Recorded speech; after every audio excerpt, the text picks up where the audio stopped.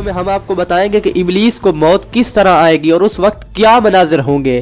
क्या हजरत इजराइल अलैहिस्सलाम इब्लीस की रूह निकालेंगे? इन सब सवालात का जवाब आज की हमारी वीडियो का मौजू है। वीडियो को आगे बढ़ाने से कबल आप लोगों से गुजारिश है कि चैनल को सब्सक्राइब करते हुए साथ वाली घंटी की अलामत को दबा दें ताकि आपको हर आने वाली वीडियो की अपडेट बर वक्त मिल सके।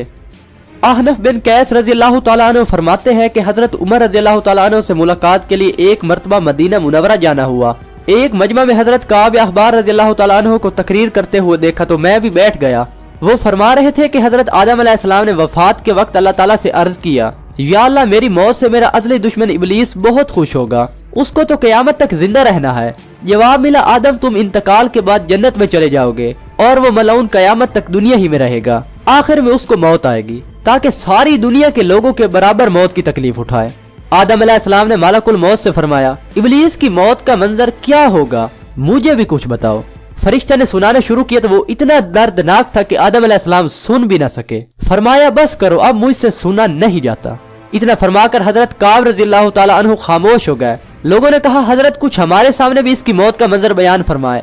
पहले तो इनकार किया मगर लोगों के बेहद इसरार पर फरमाया, जब कयामत करीब आएगी तो लोग हस्ब आदत बाजारों में मशगूल होंगे। अचानक एक जोरदार धमाका होगा जिससे बहुत से लोग बेहोश हो जाएंगे।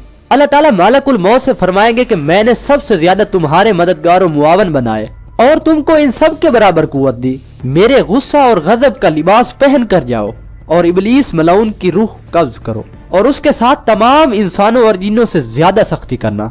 मालिक के दरोगा जहन्नम से कह दो कि जहन्नम के दरवाजे खोल दे। मालिकुल मौत गैज़ और गज़ब में भरे बहुत से फरिश्तों के साथ दुनिया में उसी तरह आएंगे कि आसमान और जमीन वाले देख लें तो खौफ के मारे पिघल जाएं। इब्लीस के पास पहुंचकर बहुत जोर से डांट पिलाएंगे जिससे इब्लीस बुरी तरह दाड़े मारकर चीखेगा।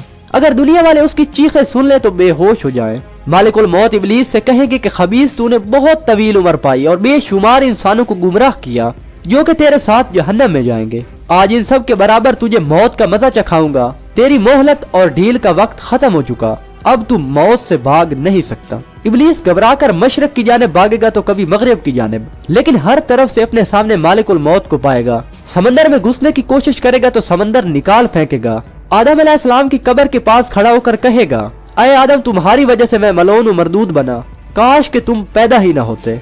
फिर मालिकुल मौत से कहेगा कि कितनी सख्ती और तकलीफ के साथ मेरी जान निकालोगे।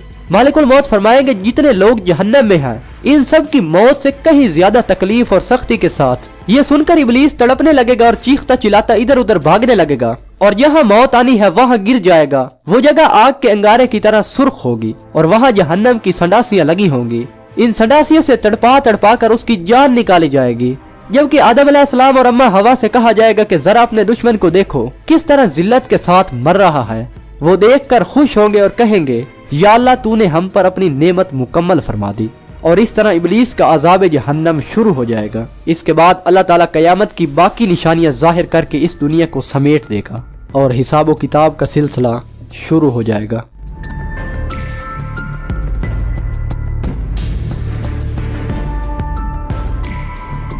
ख्याल रखिए, हमारी अल्लाह निगहबान।